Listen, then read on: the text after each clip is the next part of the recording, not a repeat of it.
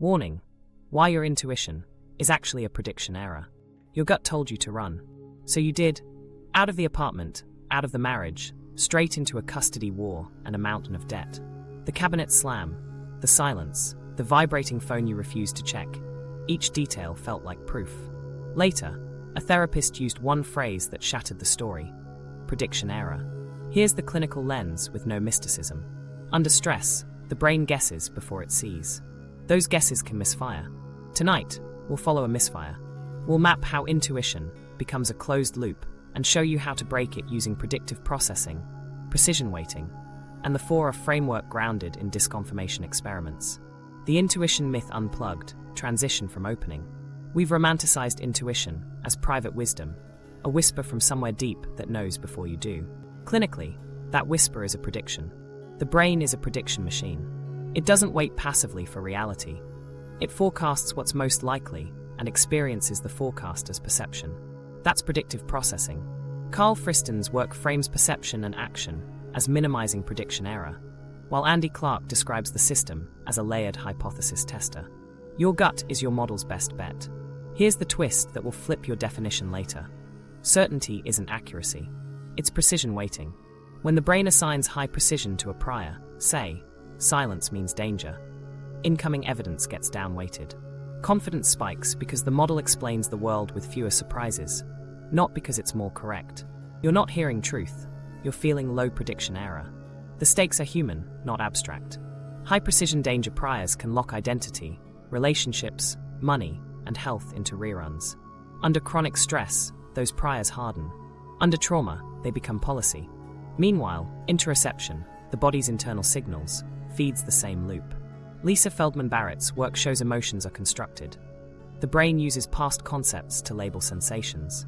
A tight chest can be effort, grief, or fear, but if your concept bank overweights threat, the label intuition lands fast and loud. Some priors didn't start with you.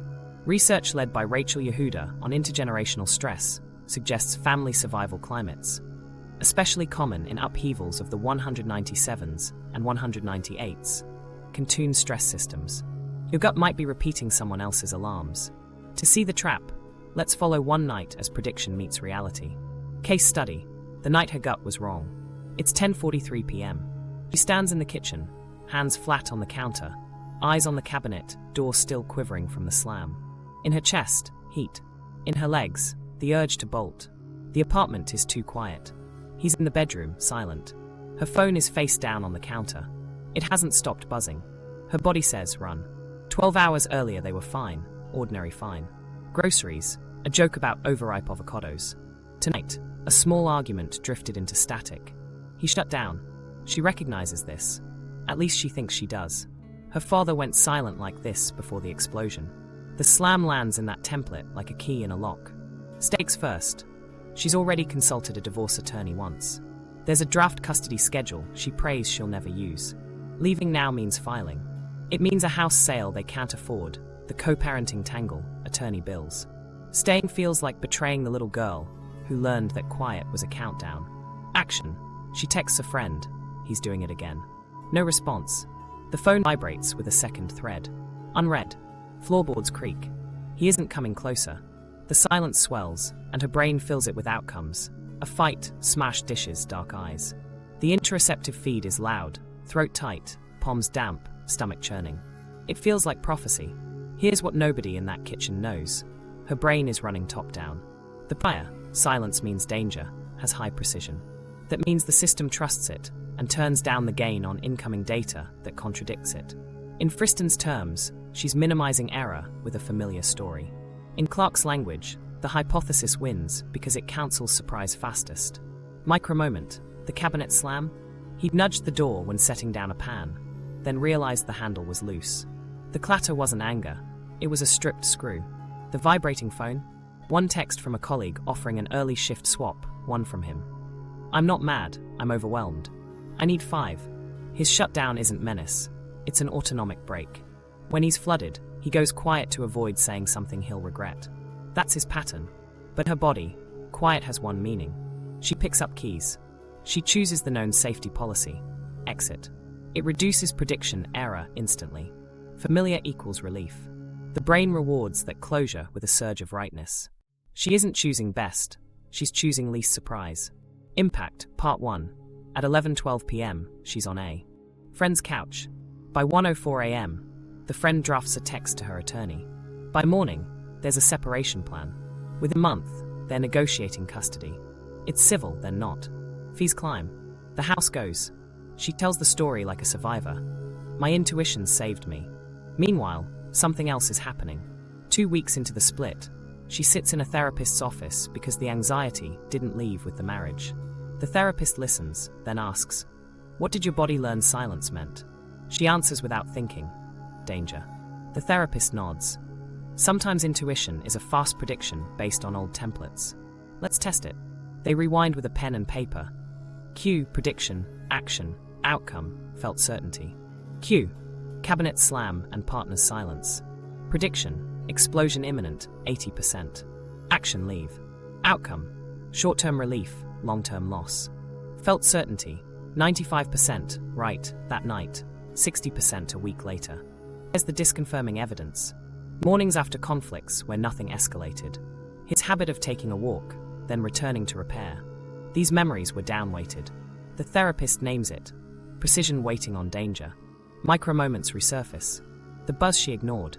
The loose handle he'd mentioned last weekend. The body never consulted those details because the prediction closed the case first. Barrett would call this effective realism. Feelings colored perception. Low prediction error felt like truth. Impact, Part 2. As the legal process grinds on, new data trickles in. Co-parenting reveals his stress pattern. Withdraw, then repair. Their child reports, Dad gets quiet, then he makes pancakes. No holes in walls. No midnight rounds. It's messy, human, not the template she fled. Here's the longer thread. Her nervous system didn't invent that template. It learned it. She grew up where silence preceded shouting. Her mother overscanned tone. By adolescence, she could read air pressure like weather. Later, life added weight. A college partner who weaponized quiet. A boss who emailed in clipped lines. Each repetition turned the dial up. And there's inheritance. Her grandmother left her country abruptly in the 197s. Vigilance baked into every goodbye. Her mother learned to keep the radio low, eyes open. Family dinners were logistics. Love meant readiness. Research led by Rachel Yehuda and colleagues suggests stress reactivity can be tuned across generations through caregiving and epigenetic marks. It isn't destiny. It's a bias, a starting point. Back to the night. Was danger possible? Yes. But the choice wasn't between truth and folly. It was between two prediction policies. One trained by yesterday. One testable in the present. Now remember the text she didn't read. I'm not mad, I'm overwhelmed. I need 5. That line becomes a hinge. What if 5 minutes of tolerated uncertainty could have shifted the arc? What if the experiment was simple? Set a timer, read the message, hold the door and your breath at the same time. This becomes the moment everything shifts. Not the divorce papers, the diagnosis of the loop. My intuition becomes my model.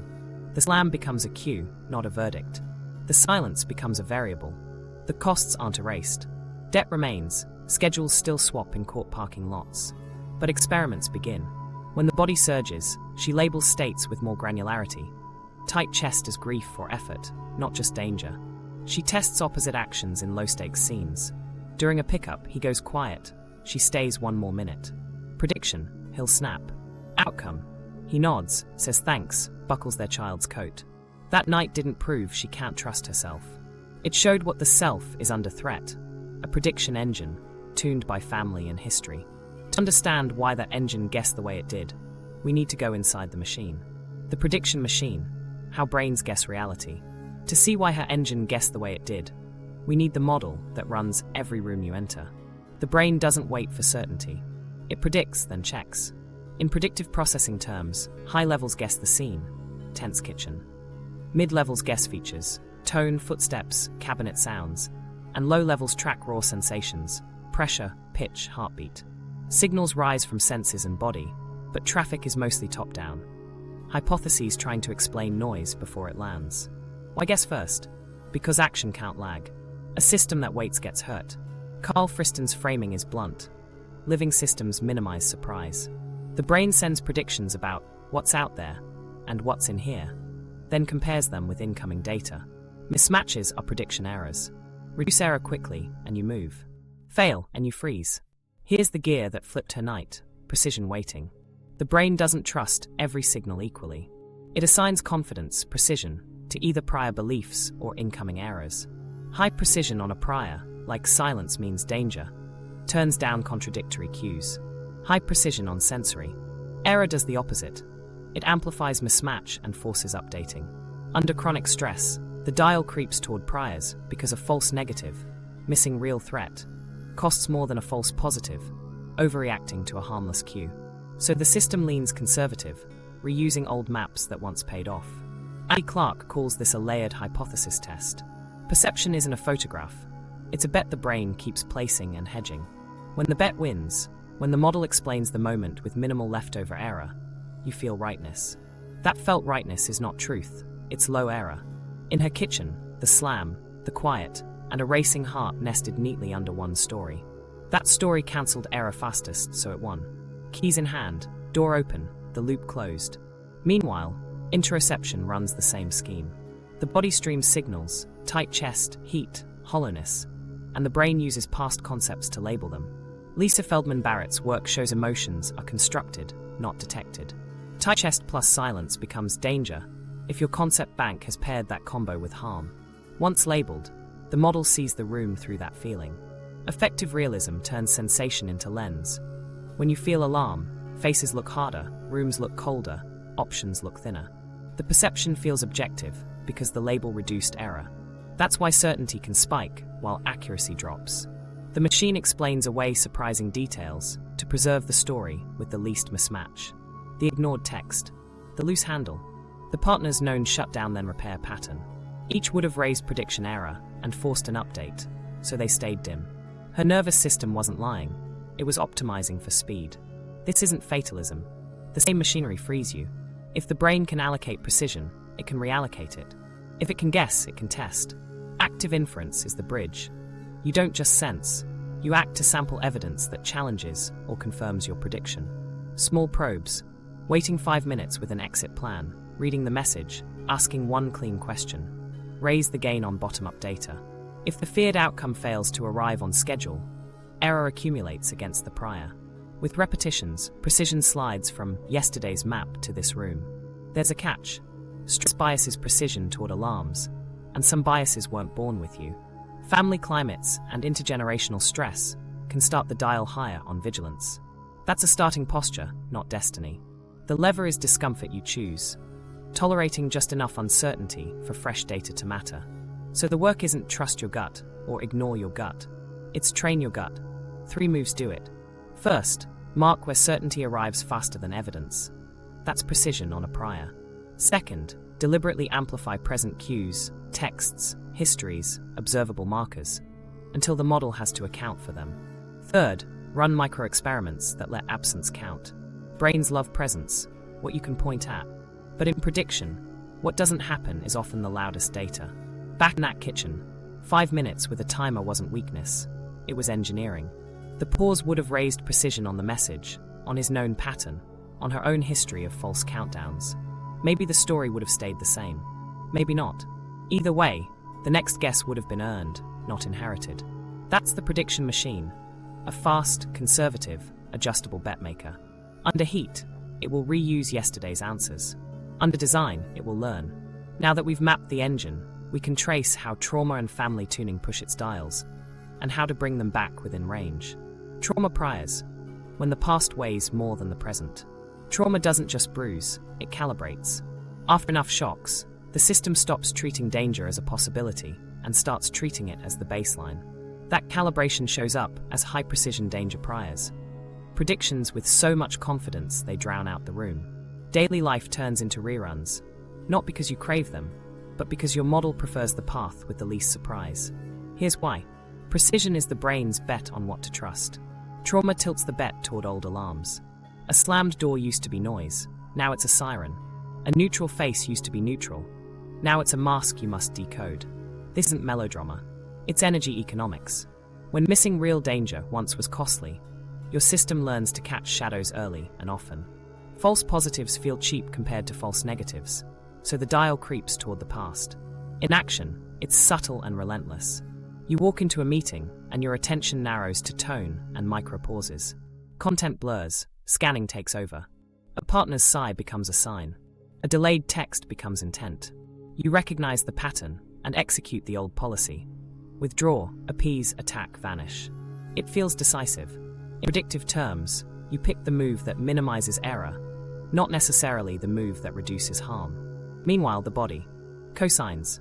Interoceptive sensations, tight chest, hollow belly, buzzing limbs, arrive as evidence because, in trauma, those sensations rode in with real threat. The model tags them as diagnostic. When they reappear, confidence spikes. That felt rightness isn't truth. It's low prediction error wearing a badge. The impact compounds. In love, volatility reads as aliveness, steadiness as indifference. Calm feels off, like waiting for the other shoe. In money, you chase or dump to quiet unease, not to follow plan. In health, a flutter becomes catastrophe because worst-case priors get extra gain. Each choice delivers immediate relief by closing uncertainty. Each relief repays the prior with another boost of precision. The loop feeds itself. Not all inputs are big headlines. Chronic misattunement, being unseen, unpredictably soothed, or asked to mind read, pushes the same dials. A classroom humiliation that taught visibility equals risk. A workplace where feedback arrived only when something broke. A home where love meant anticipating needs. Repetition, not drama, hardens priors. There's also inheritance. Families pass thresholds, not just stories. How soon to scan, how fast to shut down, how long to wait. Prenatal stress tunes the HPA axis. Early caregiving teaches whether surges can settle with help. Modeling encodes policies as culture. We don't air dirty laundry. We leave first. We keep our heads down. Research led by Rachel Yehuda and colleagues points to a mixed pathway. Caregiving patterns braided with epigenetic marks that bias stress reactivity without fixing destiny. Cohorts shaped by the upheavals and economic shocks of the 197s and 198s often handed down a readiness that made sense then. Today, that readiness can flood neutral scenes with borrowed urgency. Microstory. You're offered a role with more visibility. Belly drops. Your map predicts exposure equals harm. Policy. Decline quickly and stay safe. Relief lands the second you draft the no. That relief pays the danger prior, not your values. 2 months later, someone else takes the role and thrives. Your model files it as they're different, protecting the loop. Here's the mechanic underneath. After trauma, the system overweights priors and underweights disconfirming cues. You notice pattern completing details and miss counter-evidence in plain sight. The boss who has repaired after conflict 3 times. The partner who texts, "I need 5," and returns. The doctor who's ruled out red flags twice. Each would raise prediction error and force an update, so they stay dim. Certainty feels earned because it arrives with speed. It isn't. It's inherited efficiency. This isn't blame, it's leverage. Naming the prior loosens it. My system learned that silence equals danger. Shame drops when context enters. Precision slips a notch when you treat belief as provisional, not identity. From there, you can design moments where bottom-up data gets a fair shot. 2 anchors help. First, treat rightness with suspicion in familiar fear scenes. Ask, right because it's true, or right because it's known? Second, let absence count. If the explosion you predict doesn't arrive on schedule, 5, 10, 15 minutes, write that down. Brains undervalue what doesn't happen. Updating requires seeing the dog that didn't bark. One more montage to make it personal. Love. You pause 1 beat longer in a quiet room and ask a clean question. No blow-up follows. Money. You run a checklist and wait through a dip. The urge fades without price action. Health. You hydrate, breathe, and walk for 2 minutes. The flutter settles. None of these prove the world is safe. They prove your model can be wrong, and survive learning that. Trauma priors kept you here. Honor that. Then recalibrate. You're not erasing history. You're moving precision from yesterday's map to today's room. One small, planned mismatch at a time. Inherited alarms, family systems, and epigenetic stress. To see why some alarms arrive already half-cocked, we step 1 layer out. From the single night to the system that trained the night. This isn't about blame. It's calibration. Families don't just pass stories, they pass thresholds. How soon to scan? How fast to shut down? How long to wait before moving? Those thresholds live in routines, tones, and what counted as normal arousal on a Tuesday. Start at the start, prenatal life. A mother's stress chemistry doesn't stop at the placenta. If her world demanded vigilance, money tight, housing unstable, partner unpredictable, your developing stress systems learned the neighborhood early. The HPA axis, the hypothalamus, pituitary, adrenal loop, sets its thermostat with those signals. Higher baseline arousal, quicker cortisol spikes, slower off-ramps. Not fate, but a bias. Expect volatility, prepare faster. Then comes attachment climate. If comfort was consistent, your nervous system learned that surges can settle with help. If comfort was patchy, you learned to solve surges alone or to get ahead of them. A home where voices rose before dinner wrote one policy. A home where quiet signaled, "We're okay," wrote another. Every repetition tuned priors about safety and updated the brain's confidence. Precision by practice. Modeling wrote the operating manual. Kids learn with their eyes. If a caregiver freezes around conflict, you learn that freeze conserves belonging. If caregiver confronts with steadiness, you learn that approach can work. Families encode prediction policies as culture. We don't air dirty laundry. We talk it out. Keep your head down. Leave first. Each line is a forecast about outcomes. What preserves safety here? Meanwhile, biology and experience braid. Research led by Rachel Yehuda and colleagues points to intergenerational stress effects traveling two roads. Caregiving patterns and epigenetic marks. Chemical tags that tune gene expression without changing DNA. Think gain control on stress response circuits. In cohorts shaped by upheavals and economic shocks common in the 197s and 198s, settings that once protected families, scan sooner, move faster, became family defaults. Adaptive then, loud now. Here's a family vignette. A grandmother uprooted in the late 197s keeps a bag by the door. She trains her daughter to travel light, keep copies of documents, listen for knocks. The daughter grows into a mother who lowers the radio when sirens pass, scans teachers' faces for hidden meanings, and uses silence as discipline. The child, our protagonist, absorbs the choreography. Quiet equals readiness, rapid decisions preserve respect, delay invites danger.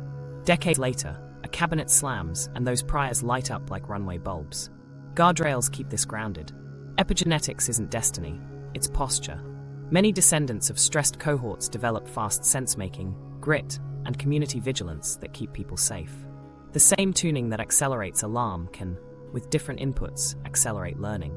Plasticity never leaves. What hardens a bias is repetition without counter-evidence. What loosens it is safe disconfirmation in context. Watch how family systems consolidate precision.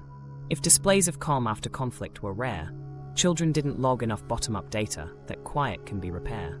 Predictions stayed one note. Quiet precedes harm. Each time that prediction worked, or wasn't explicitly disconfirmed, the brain reduced error by believing harder. Over years, the prior's precision swelled. By adulthood, the model didn't weigh options. It recognized a pattern and executed a policy. Culture overlays the home. Neighborhood norms, historical narratives, even the decade's news set ambient priors. If your parent came of age amid layoffs, protests, or surveillance, their normal risk shifted.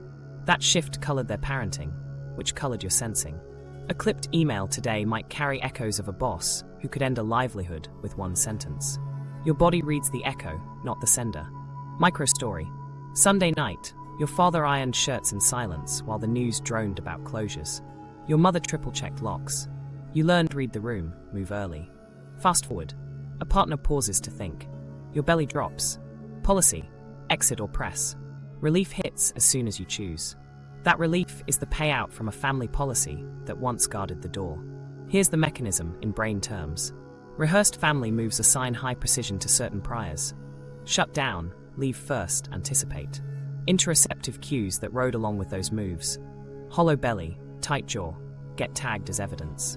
When they appear now, the model knows faster than the facts arrive. Effective realism snaps in. You don't just feel alarm. The face across from you looks colder, the room harsher, the options fewer. Low prediction error masquerades as truth. So where's the exit? Naming inheritance turns commands into quotes. My family solved danger by staying ahead of it. Our house treated silence as strategy. That language moves beliefs from identity to object. Next, you add present evidence on purpose. You stage small, Safe scenes where family predictions can fail without cost, and you let the absence count. No explosion at 5 minutes is a line you write down, not a feeling you forget by morning. 2 practical tools help. First, the family phrase board. List legacy lines. Next to each, write an update that preserves value but changes forecast. Don't make it worse becomes don't make it worse by testing first. Leave the room becomes by 5 minutes and check data, then leave if needed. Second, origin to present mapping. For each old scene, note the rhyme today and 1 microprobe. Old, locked jaw at the table. Present, partner's quiet face. Probe, ask for a time boundary. Do you want 5? Old, terse see me from a teacher. Present, brief email. Probe, 1 clarifying question before narrative. None of this erases real risk. Red flags still mean go, but when your alarms carry a chorus, grandmothers with go bags, parents with low radios, a child who learned to read air. Calibration starts with respect and ends with design. The familiarity you inherit thresholds. Why wrong feels right. You get to set them again. Here's the catch that keeps smart people stuck. The brain tags familiar as safe and novel as threat, not because of mysticism, but because of how prediction error feels. When a move fits your old map, mismatch drops and your system pays you with relief. Relief feels like rightness. So the old map keeps winning. Under the hood, habit circuits in the basal ganglia reward closure. Dopamine isn't only for jackpots. It also reinforces predictions that resolve neatly. If your prior says, quiet means danger, then leaving fast ends uncertainty. The drop in tension stamps the loop with good call, whether or not it reduced harm. You're being reinforced for ending surprise, not for increasing accuracy. Meanwhile, emotions are built, not found. Lisa Feldman Barrett's research shows the brain uses past concepts to interpret raw interoceptive noise. Tight chest plus flat, tone plus late reply. If your concept bank has bad sign, for that combo, your brain constructs dread and calls it intuition. Effective realism completes the trick. You don't just feel dread, you see the world through it. Faces look colder. Options look thinner. The perception feels objective, because the label cancelled error. This is why wrong can feel more right than right. New policies. Wait 5 minutes, ask 1 clean question. Stay 1 conversational turn, spike error at first. They feel bad because the map is surprised. Your system confuses unexpected with unsafe. So you abandon the very moves that would add data and update the model. Take love. You meet someone steady. They reply when they say they will. Repair happens without theater. Your body reads the low volatility as off. The absence of spikes creates prediction error for a map that equates intensity with aliveness. The quickest way to feel right is to exit and find chaos. You call it chemistry. Underneath, it's calibration for yesterday's storms. Try money. Quiet markets stir unease because your policy says motion fixes threat. You open the app, scan red and green, find a chart pattern that gives your brain a handle, and trade. The instant you act, tension drops. Whether the trade pays is secondary. The loop tightens either way. Next lull, the itch arrives sooner. You're not building returns, you're buying relief. Health does a similar dance. Your heart flutters after coffee. Old label, omen. You Google, schedule tests, or cancel plans. Each step lowers error and delivers calm, which cements the omen prior. Normal results come back, but the category doesn't update because you treated the episode as proof that action prevented catastrophe, not as data about benign sensations. The pattern rhymes across domains. You reward what closes the loop, not what reduces harm. That's the trap, and it's fixable because the currency, relief, is predictable. Here's the pivot. Treat novelty discomfort as a learning signal, not a stop sign. Name it plainly. This feels wrong because it's new. Then measure outcomes in timed, low-stakes trials. Don't wait for your feelings to approve. Let evidence earn the update. Micro-stories make it concrete. A client sits across from a comm partner. Belly goes hollow. The urge to poke for reassurance surges. She labels the state, withdrawal from chaos, sets a 3-minute timer, asks 1 clean question. Are you thinking or pulling away? Then waits. No snap arrives. Relief doesn't hit immediately, but the absence gets logged. 2 more reps that week produce the same non-event. The category quiet equals danger loses a notch of precision. Money seen. Portfolio dips modestly. Jaw tightens. He names the urge closing uncertainty, runs a 5-minute walk, and checks a pre-commit checklist. Thesis, risk size, exit plan. By the time he returns, price hasn't moved. The itch has. He logs urge decayed without action. 2 more weights in the same week beat his historical impulse trades. The story inaction equals loss stops feeling like law. Health scene. Afternoon flutter. She dials probabilities. 50% stimulant, 30% posture, 20% anxiety. Runs water, shoulder rolls for slow exhales, then a 2-minute walk. Flutter settles. She writes, coffee plus slump, not omen. 3 similar days stack the same outcome. The old label stops autofilling. 2 design rules protect the pivot. First, timers, not vibes. Love gets minutes to hours. Money gets hours to days. Health gets immediate for red flags. Otherwise, measured windows. Second, log absences. Brains undervalue what doesn't happen, so write no explosion, no cascade, no collapse. Absence is evidence. Watch for tells that you're back in the trap.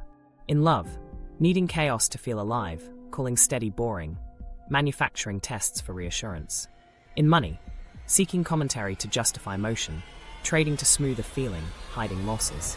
In health, Googling mid-sensation, stacking supplements for control, avoiding regulating movement because early arousal. Mimics alarm. When you spot a tell, say the line. Right because it's known, or right because it's true?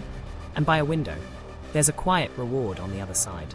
As the model updates, com stops reading as off. Boredom starts reading as safety plus space. Relief arrives later, and it's a different kind. The steady kind that comes from alignment with values and evidence. That's not fireworks. It's footing. You won't like the first 10 reps. That's fine. Learning looks like wrongness inside a predictive brain. Hold the wrongness long enough to watch it turn into data.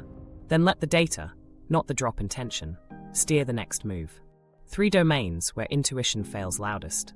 While the familiarity trap hums in the background, 3 arenas crank the volume. Love, money, and health. Real stakes, fast feedback, and enough ambiguity to let yesterday's map masquerade as wisdom. Start with love. Attachment alarms sit closest to the steering wheel, so priors run hot. If closeness was paired with volatility, your model expects spikes to signal aliveness and safety to come from staying ahead of hurt. Intensity gets misread as intimacy. Steadiness gets mislabeled as indifference. You say, I can just tell, but often you're detecting a rhyme with your past, not a truth about this person. Action looks like this. A partner replies late. Your chest drops. The brain predicts abandonment, then scans for confirming cues. You scroll for slights, compose a test text to force reassurance, or go cold first.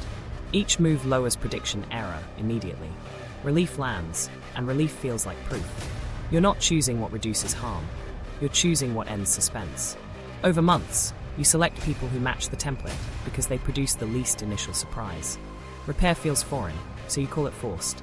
Boundaries feel cold, so you call them cruel. You re-enter old loops with new names. Here's the lever. Treat com as data you don't yet know how to read, not as absence of spark. Borrow a line. This feels wrong because it's new. Then run a 3-date rule with microtests. Ask a clean question when silence shows up. Log absences. No blow up at 5 minutes. Consistent follow-through. Repair attempts. If green behaviors stack while your body protests, let the absence of predicted harm count. Now money. Markets are professional noise machines. Your nervous system hates unresolved signals, and finance offers them by the second. Under stress, the model confuses the urge to close uncertainty with the urge to act wisely. Overtrading, panic selling, narrative bets. These aren't moral failures. They're attempts to buy relief. Microscene. A quiet week triggers unease. Your plan says, do nothing. Your body says, move. You open the app, flood the brain with color gradients, and find a pattern that gives your model a handle. You click. The tension dips the instant you place the trade. Dopamine stamps good call on closure, not on expected value. Later, win or lose, the itch returns sooner. The loop trained itself, motion equals safety. Then the classic cost. You bail near a bottom, chase near a top, and tell a story about timing that protects the prior. Design beats story here. Use a risk ladder and timers. Tier small dips. Wait window plus checklist, thesis, risk size, exit plan. Pre-commit deposits and rebalance dates you won't move. Allocate a tiny boredom budget for scratch trades you expect to lose. It vents pressure without wrecking the core. Run the 3-rep weight on medium dips. If 2 of 3 weights beat your historic impulses, update the policy. Log the dog that didn't bark. Price mean reverted without my intervention. Urge decayed after a walk. Checklist prevented a regret trade. Health is the third arena. Interoception lives at the center of prediction, and bodies are noisy. If your prior's overweight danger, ordinary sensations get mislabeled as omens. A flutter becomes heart issue. A tight chest becomes panic incoming. Brain fog becomes decline. Health culture sells urgency. Biohacks stacks and scans as control, which feeds the loop. Action sequences are reliable. Sensation, catastrophic label, compulsive search, or avoidance. You Google, stack appointments, or stop moving to protect. Each step lowers error and delivers calm. Normal tests return, but the category stays intact because you treat outcomes as proof that action prevented catastrophe, not as data to relabel the sensation. Opportunity cost piles up. You avoid exertion that would regulate your system because early arousal mimics alarm.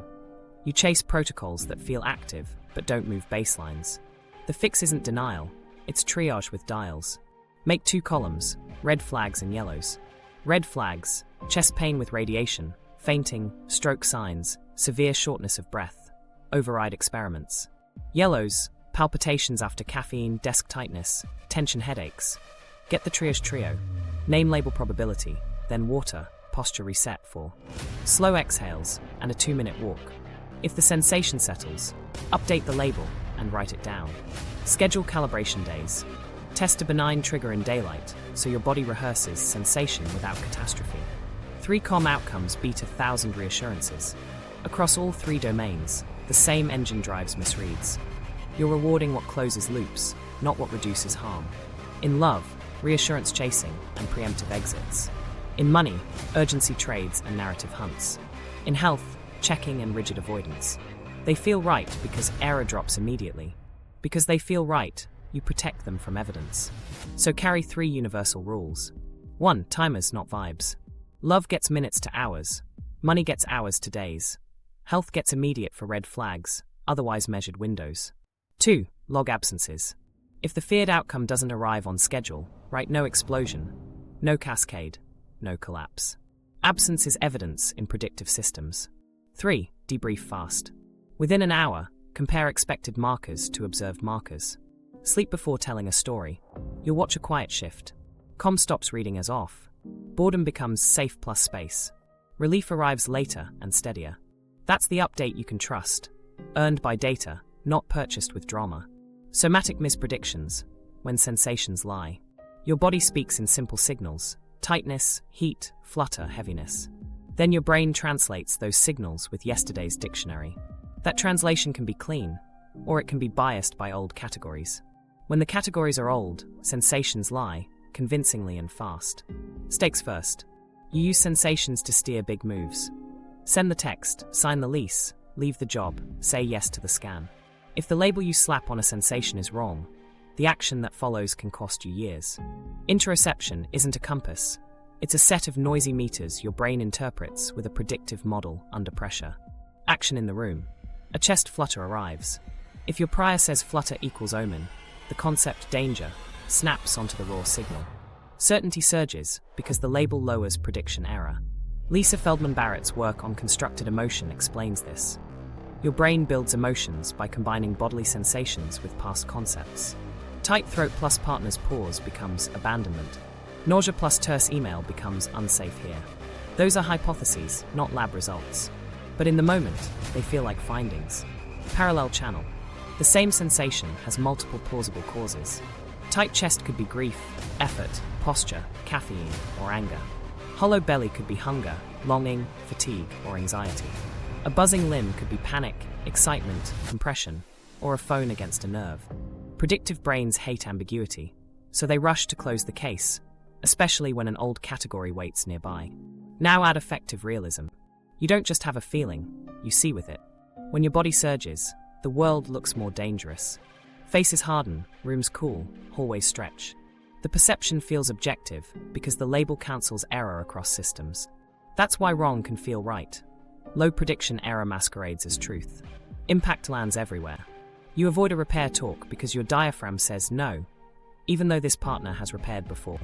You cancel exercise that would regulate you because early exertion mimics alarm. You buy supplements to feel proactive because clicking reduces the ache behind your sternum. Each move protects the old label by keeping you away from disconfirming evidence. The category stays king. So what's the lever? Language with rules. 3 moves: name, speed, precision. Name is anatomical and plain. Tight band across chest, 2 inches below collarbone. Heat in face, left cheek warmer. Flutter behind breastbone, 3 seconds. No story words. The goal is to interrupt concept autofill. Speed asks, how fast did this rise? Sudden spikes love catastrophic labels. Gradual climbs often belong to posture, hydration, fatigue, or rumination. Speed won't give you truth. It gives you a clue. Precision forces percentages. 60% old map alarm, 25% effort, 15% caffeine. Cap any single label at 90. Drop any single label below 50 in reversible situations. Predictive systems update when beliefs live as probabilities, not absolutes. Then you test with microprobes. If then bundles, so labels drive action. If novelty discomfort, then pause for 5 and gather 1 disconfirming data point. If shutdown pattern, then ask a clean, time-bound question. If shame, then state 1 fact you respect about yourself before deciding. You're not convincing yourself, you're sampling reality. Microstory in love. Quiet room. Belly hollow.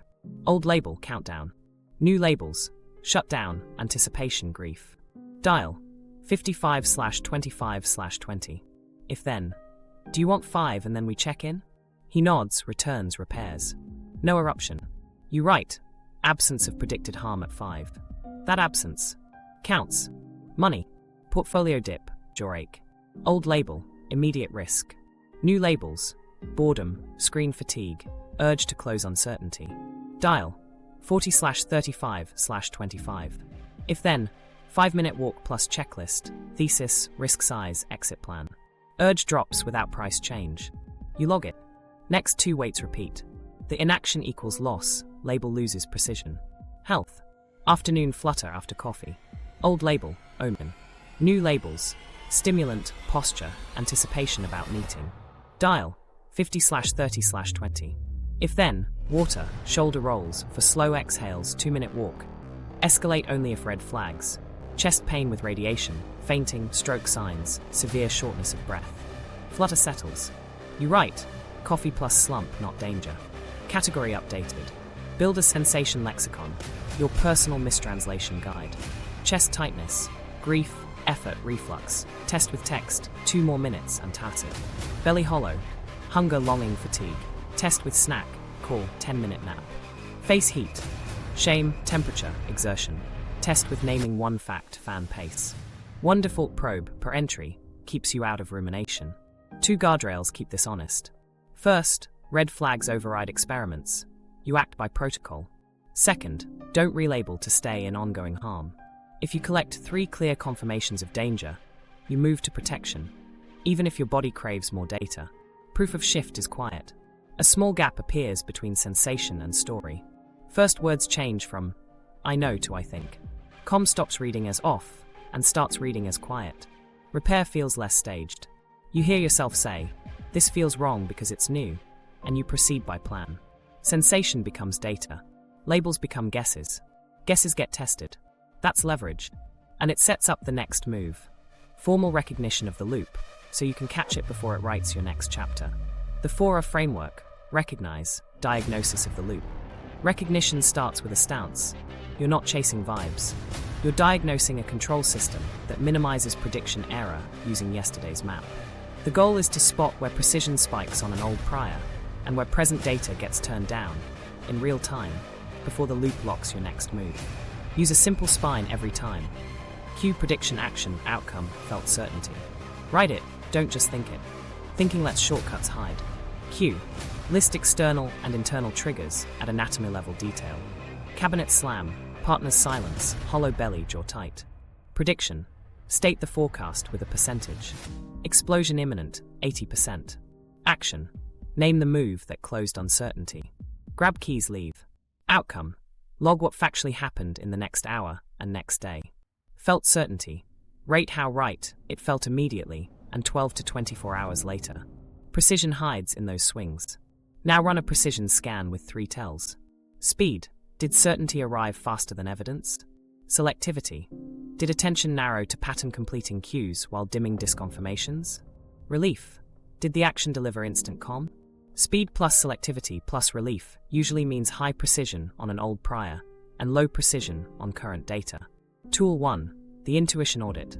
1 page you can fill in 90 seconds. Top. Cues and prediction with percentages. Middle. 3 present facts for your prediction and 3 against. If you can't name 3 against quickly, that's a precision problem, not truth. Bottom. 2 options. 1 that closes uncertainty fast, 1 that gathers data safely. Circle 1. Set a timer. Tool 2. Context triangulation. Pull 3 contexts for the same cue. Historical. How did this play across 5 similar episodes? Interpersonal. How does this specific person usually respond under stress? Situational.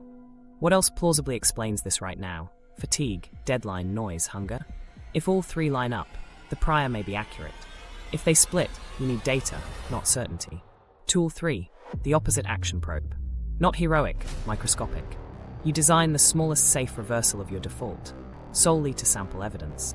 If you bolt, you buy 5 minutes with an exit plan and 1 clean line ready.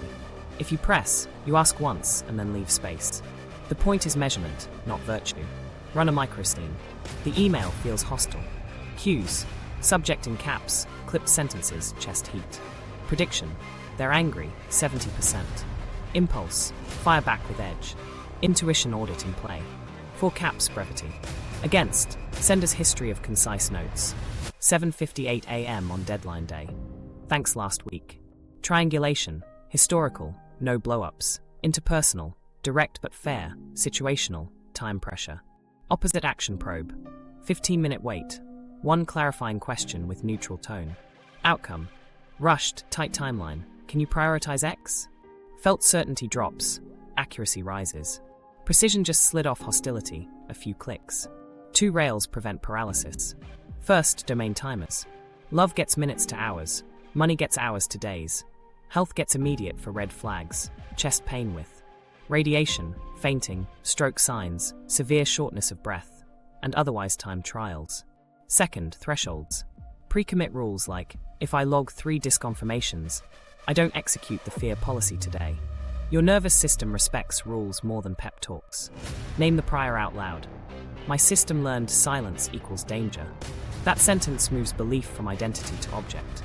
Then drop felt certainty on purpose. I'm 60% confident.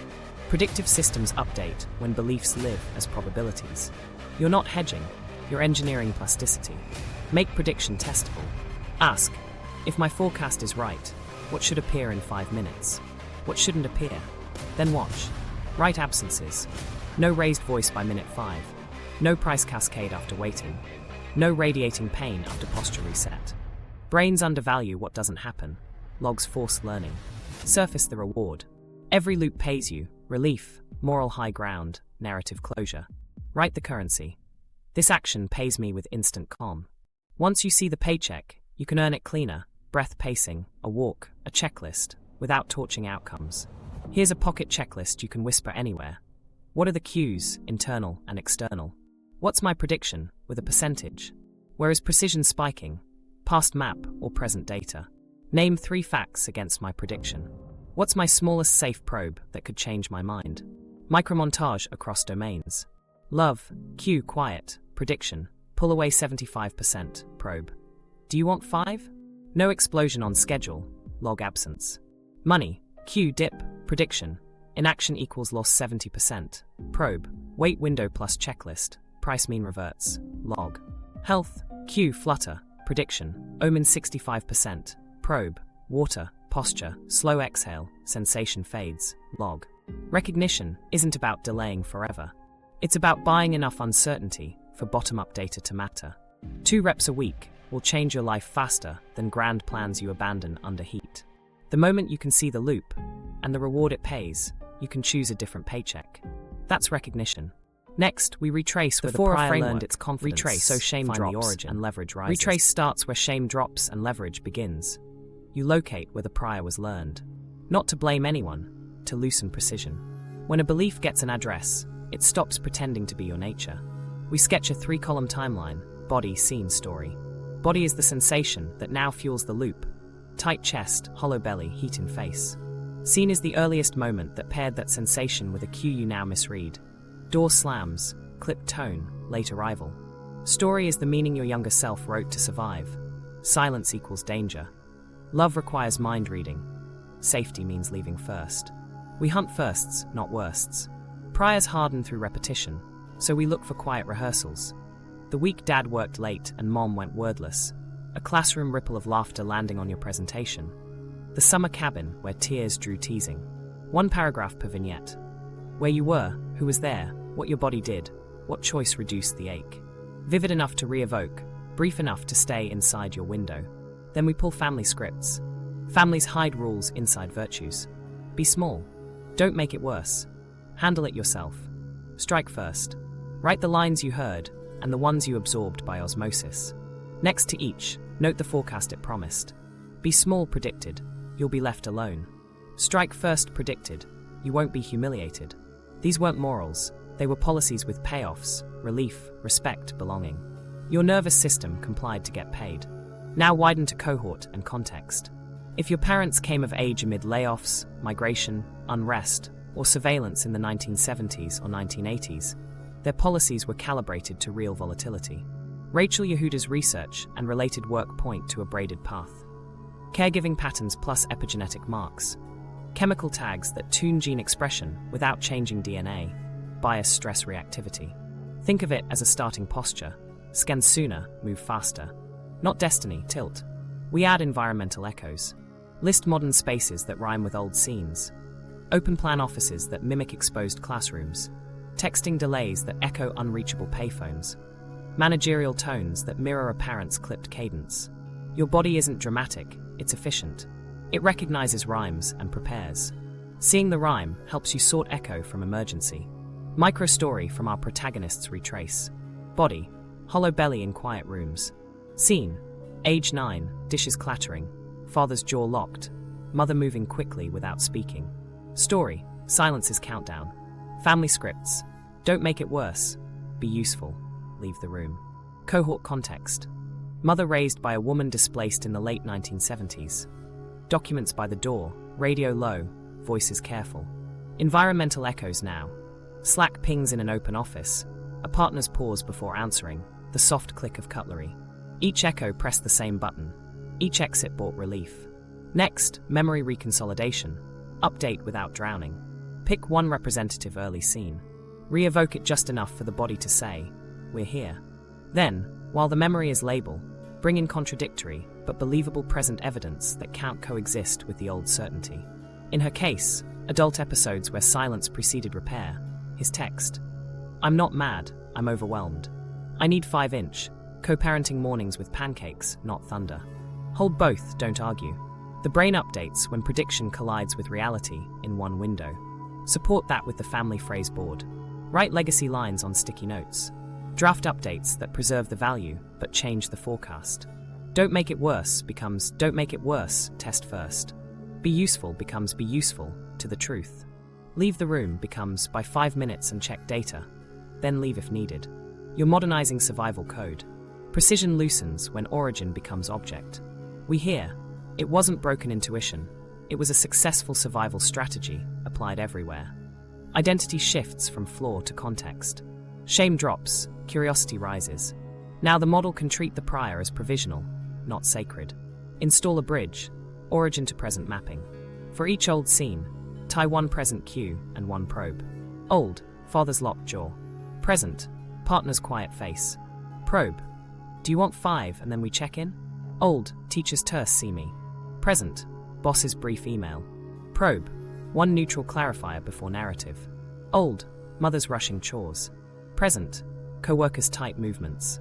Probe, sanity check with a neutral colleague. 2 cautions keep this clinical. First, don't force biography to justify every reaction. If an origin doesn't surface, label the prior anyway and keep moving. Updating doesn't require perfect memory.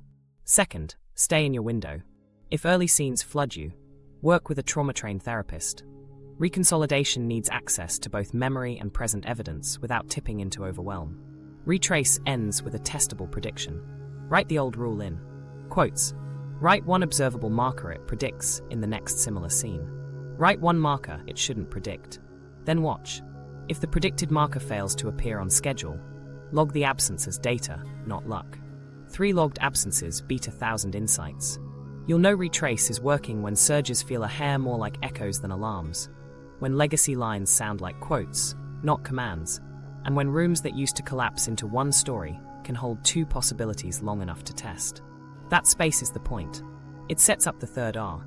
With origin mapped and precision loosened, you're ready to relabel what the body says. So the next surge becomes a variable, not a verdict. The 4R framework: relabel, rename the sensation. Relabel is where language becomes leverage.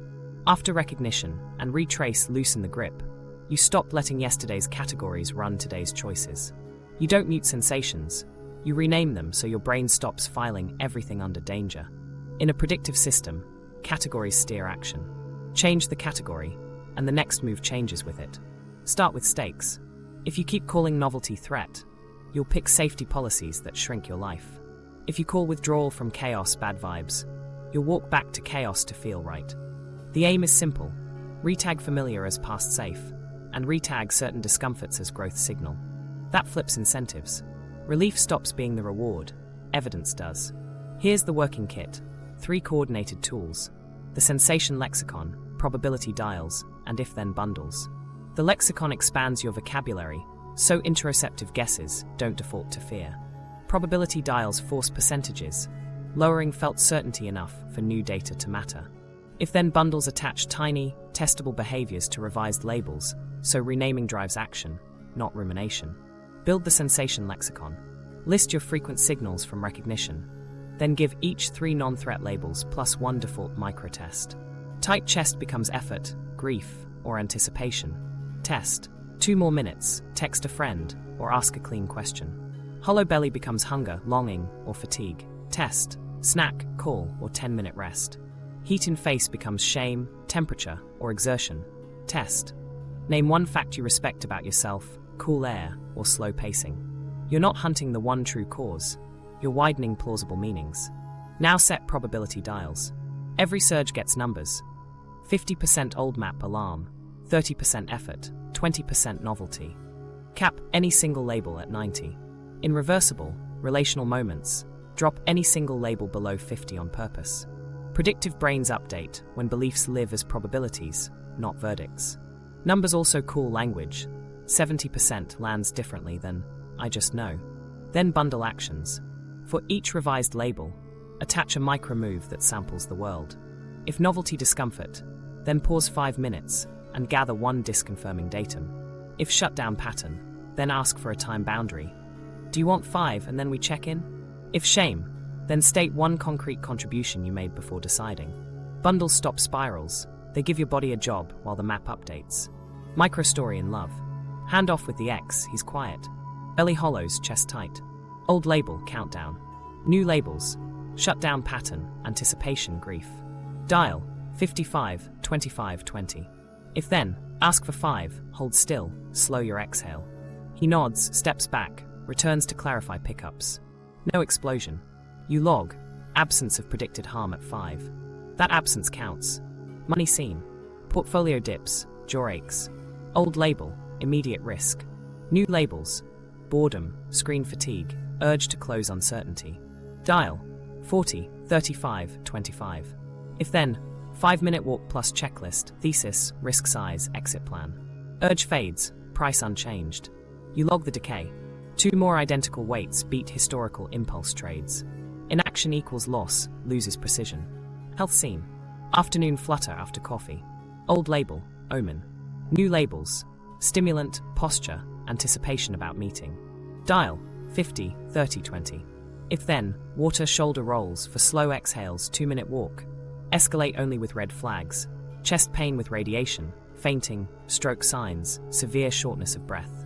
Flutter settles. You write, coffee plus slump, not danger. Category updated. 2 advanced moves sharpen relabel. Counter labeling. Add 1 label that would never occur to you in this scene. Quiet equals repair, flat afternoon equals recovery, and look for a marker that could support it. If the marker appears, let it count. Social labeling. Borrow a nervous system. Call a friend who knows your lexicon. Read cues without story. Ask them to assign percentages. Outsourcing labels trims bias in high heat moments. Guardrails keep you honest. Relabel isn't gaslighting yourself. You're not declaring safe when evidence stacks red.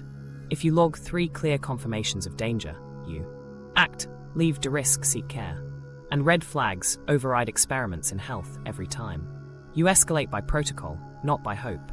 Expect wrongness at first. New labels spike prediction error, so they feel off. That's the sign you're learning. Use one sentence to anchor the discomfort. This feels wrong because it's new. Put it on your phone. Say it out loud. Then run the bundle. Proof you're shifting is quiet. A gap opens between sensation and story.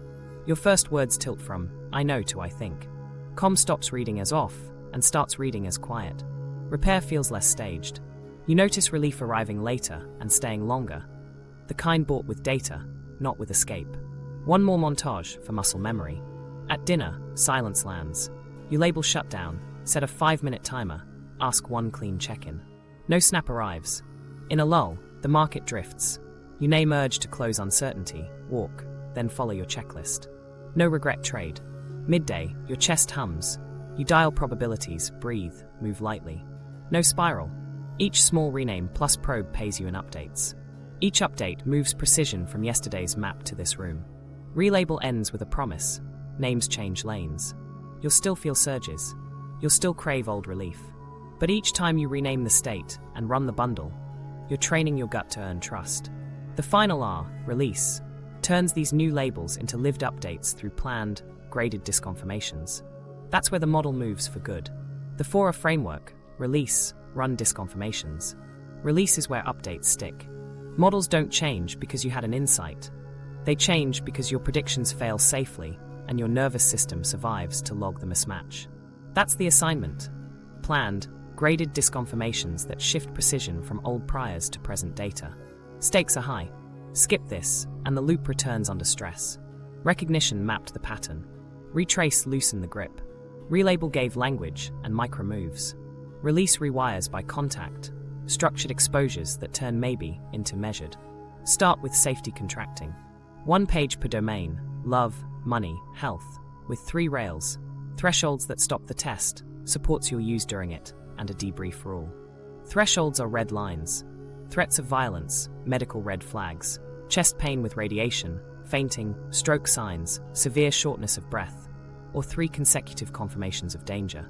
Supports are tools you've already built, breath pacing, a call tree, phrases you'll use, an exit plan. Debrief within an hour of each rep. Write predicted markers and observed markers so memory can't protect the old story. Then design exposure with the 3-rep rule. 1 rep is noise, 3 is training. Pick a single Q policy pair and run 3 tiny probes in similar conditions within 10 days. Keep intensity low. Keep outcomes observable. Your aim isn't tolerance theater. It's stacking undeniable mismatches. Love protocol. Q. Your partner or date goes quiet right after you speak. Old prediction. Quiet precedes harm. New plan. Opposite action in microdose. Rep 1. Stay 5 minutes. Ask 1 clean check-in. Are you thinking or pulling away? Then wait. Predicted harm. Snap within 2 minutes. Observed. Just thinking. Plus a clarifying question. Log the absence as data. Rep 2.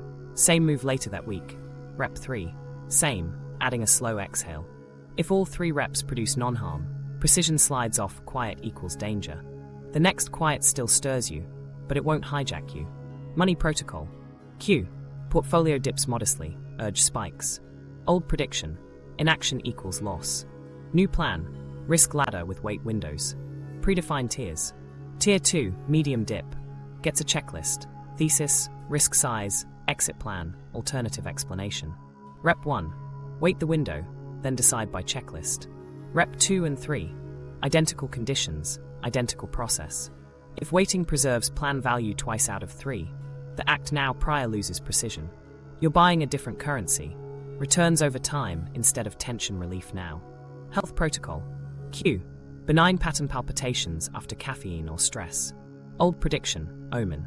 New plan, Symptom triage with calibration days. On a planned day, include a known benign trigger. Coffee with food, stairs, brisk walk. Then run the triage trio. Name speed precision, hydrate, posture reset. For slow exhales, 2-minute walk. Rep 1. Log rise and fall. Rep 2 and 3. Repeat. If flutters settle as predicted without red flags, the omen category loses bite. You're not ignoring risk, you're earning specificity. Signal/noise journaling binds it all. Create 2 columns per rep, expected markers and observed markers. Expected, if the old prediction is right. Raised voice by minute 5. Price cascade after waiting, radiating chest pain. Observed, steady tone, mean reversion, flutter fades with movement. Note absences in bold. Brains ignore what doesn't happen, journals don't. Calibration days widen tolerance. Once a week schedule. Low stakes novelty. A different route home. A slower checkout line. A quiet evening without screens. The assignment is to feel, this is off, and not fix it. You're training the capacity to hold prediction error. Essential if you want updates to stick under pressure. Microstory. Our protagonist tests calm equals danger. In a quiet cafe she used to avoid. Q. The hum in her skin. Old label, countdown. New labels from relabel. Withdrawal from chaos, effort, novelty. Dial, 50, 30, 20. If then bundle. Ask a curious question. Stay 1 extra topic. Slow her exhale. Predicted harm. Panic spike by minute 4, bolt by minute 6. Observed. Hum peaks at minute 6, fades by minute 9, no threat appears. She writes 3 absences. No snap, no tunnel vision, no urge to run after minute 10. 2 more cafe reps that week repeat the same absences. Precision slides. Com stops reading as omen. 2 tools keep release honest. The yes/no ledger tracks. For 30 days, 2 counts. Times you said yes to familiar relief moves. Times you said yes to planned probes. No judgment, just ratios. When probes outnumber relief moves, identity tilts from reactor to tester. And the 24-hour rule for stories. You narrate meaning only after you've logged markers and slept once. Sleep consolidates learning. Rushing to a story preserves the old map. Complications will show. Sometimes a probe confirms danger. Good, information beats hope. Your rule stands. 3 clear confirmations trigger protection. Other times, you'll run a clean probe and still feel awful. Also data, the body lags the model. Keep reps small and steady. Big swings feed rightness chasing. Add social scaffolding. Tell 2 people your exact probe plan and your thresholds. Text urge 80, when it spikes, text probe done after. They don't problem solve mid-rep. They mirror your rules back to you. Borrowing steadier nervous systems boosts your odds when the surge hits. You'll notice markers that updates are taking. Dread shows up, but softer. The line, this feels wrong because it's new, arrives earlier. Absences start to feel like evidence, not luck. You hear yourself say, I don't need to be sure, I need to be consistent. That's release in 1 sentence. This step doesn't make you fearless. It makes you fluent. The model learns that some predicted harms don't arrive on schedule, and that you can survive learning that. Precision moves from yesterday's map Field to today's protocols. room. Love, Rep by money, small rep. Health applied. We're moving from lab to street. Same engine, tighter rules. 3 arenas where noise is loud. Love, money, health. Your goal isn't bravery, it's calibration. You'll run domain-specific probes that disconfirm old priors without lighting your life on fire. Love first. Attachment alarms hit fastest, so structure must lead. Use the secure sequence script. Step 1, orient without story. I'm noticing a belly drop and a pause. Step 2, time-bound the moment. Do you want 5 and then we check in? Step 3, ask 1 clean question. Are you thinking or pulling away? Step 4, reflect back 1 line you heard. Step 5, repair or boundary. Let's pick this up at 8. Or, I can stay if we keep voices low. You're not debating. You're testing whether quiet predicts harm or processing. Run 3 reps across 2 weeks and log absences. No snap by minute 5. Return to topic, bid for repair. Green, yellow, red keeps you honest. Green, consistent bids, follow through, repair attempts. Yellow, your body feels off in calm, novelty discomfort, urge to manufacture tests. Red, contempt, threats, coercion, repeated boundary violations. Train in green, label in yellow, end experiments in red. Opposite action in love is micro. Stay 1 beat longer, or pause 1 beat instead of pursuing. That tiny beat is your disconfirmation window. Microstory. You text, they reply late. Old policy, spike and press. Protocol, orient. I notice a drop. Timer, 5 minutes. Clean question. Are you with me or just buried? Observed, just buried. I care. Can we talk at 8? You log, no contempt, clear plan, follow through. 2 more reps, that week repeat the absence of blow-ups. Late equals leaving, loses precision. Money next. Markets are professional ambiguity machines. Use the risk ladder with timers. Tier 1, daily noise, do nothing but log urge intensity. Tier 2, medium moves, wait window plus checklist. Thesis, risk size, exit plan, alternative explanation. Tier 3, true risk, hedge per plan or de-risk a slice, not the whole. Add 2 rails, a pre-commit calendar for deposits and rebalance dates you won't touch, and a boredom budget. Tiny, cap scratch trades you expect to lose so the pressure vents without wrecking the core. Run the 3-rep weight on a Tier 2 dip. Rep 1, feel the itch, walk 5 minutes, run the checklist, then decide. Rep 2 and 3, identical process. Log expected markers if the prior is right. Price cascade after waiting, regret for not acting. And observed markers. Mean reversion, clear ahead, no worse fill. If 2 of 3 weights beat your historic impulse trades, you update, inaction equals loss, to wait plus plan reduces harm. Tells protect you from narrative hunting. Green, boredom while following a written plan, low frequency account checks, position sizing aligned with risk. Yellow, commentary binges, itchy fingers during quiet, story shopping to justify motion. Red, urgent trades to fix a feeling, doubling down to erase regret, hiding losses. In yellow, label the urge, closing uncertainty, and run the walk plus checklist. In red, step away and text your accountability partner your plan and timer before you touch the account. Health last. Interoception sits in the driver's seat here, so triage must be explicit. Make a 2-column sheet. Red flags and yellows. Red flags override experiments. Chest pain with radiation, fainting, stroke signs, severe shortness of breath, suicidal thoughts. Yellows, palpitations after caffeine, desk tightness, tension headaches, afternoon fog. Get the triage trio, name speed precision. Then water, posture reset, for slow exhales. Then a 2-minute gentle walk. If the sensation settles, you update the label and write it down. If it persists or escalates into red, you act by protocol, not by Google. Schedule weekly calibration days. In daylight, test a benign trigger on purpose. Stairs, coffee with food, brisk walk. The assignment is to feel off and not fix it while you run the triage trio. 3 calm outcomes beat 100 reassurances and move precision off, omen. A brief montage to stitch it together. Love, you buy 5 minutes, ask 1 clean check-in and here, thinking. No snap arrives. Money, you log an urge of 70, walk, run the checklist, and skip a trade that would have lost by close. Health, your chest hums at 3 p.m, you dial probabilities, hydrate, breathe, walk, and watch the hum fade. You write the absences, no explosion, no cascade, no collapse. The relief comes later and steadier because it's earned by evidence, not purchased with escape. Carry 3 universal rules across domains. 1. Timers, not vibes. 2. Log absences. Absence is evidence in predictive systems. 3. Debrief within an hour. Sleep before you tell a story. This is how you move precision from yesterday's map to today's room, rep by small rep, without burning your life down. Integration, identity after the update.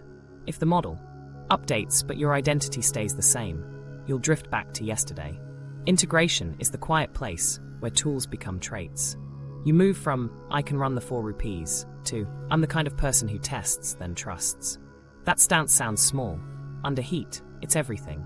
Start with operational identity. Short lines your nervous system can use. I test, then trust.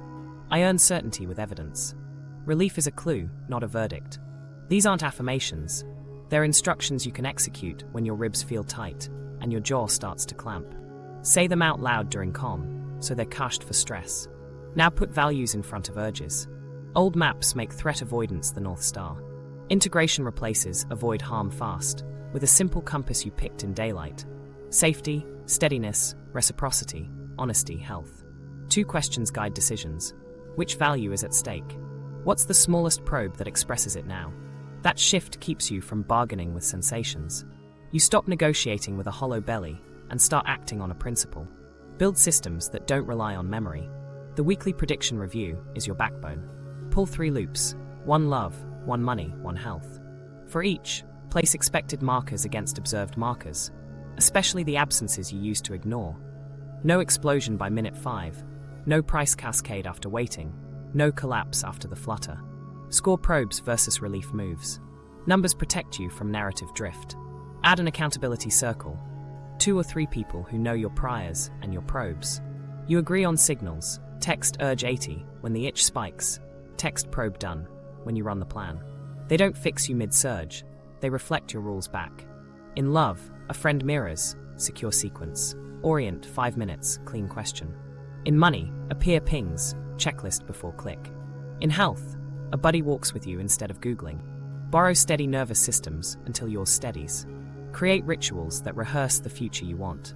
Future self letters work because predictive brains privilege the most credible authority they know, you. Once a month, write from 3 months ahead about an ordinary day. The dinner you didn't bail on, the portfolio you didn't churn, the walk you took when your chest hummed. Keep it boring. Drama feeds the old map. Routine sustains the new one. Expect friction. The familiarity trap recruits disguises. Urgency, nostalgia, moral high ground. Integration builds guardrails, so you don't weaponize the method. 3 rules hold you. You don't label yourself by your worst loop. You don't use tools to stay in red flag harm. You don't call maximal discomfort growth when it's rewounding. If 3 clear confirmations of danger appear, you act on protection. Red flags in health still override experiments. Chest pain with radiation, fainting, stroke signs, severe shortness of breath. Shift communities as your priors loosen. Rooms organized around chaos won't love your new boredom. That's data, not betrayal.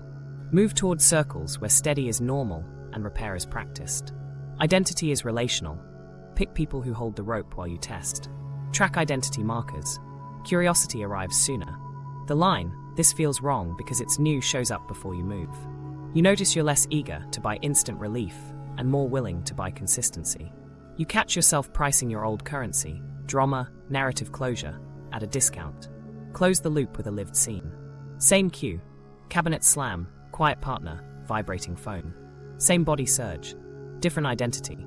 You say, "I test, then trust." You name the sensation, drop your certainty, set 5 minutes, read the message, ask 1 clean question. You log what doesn't happen.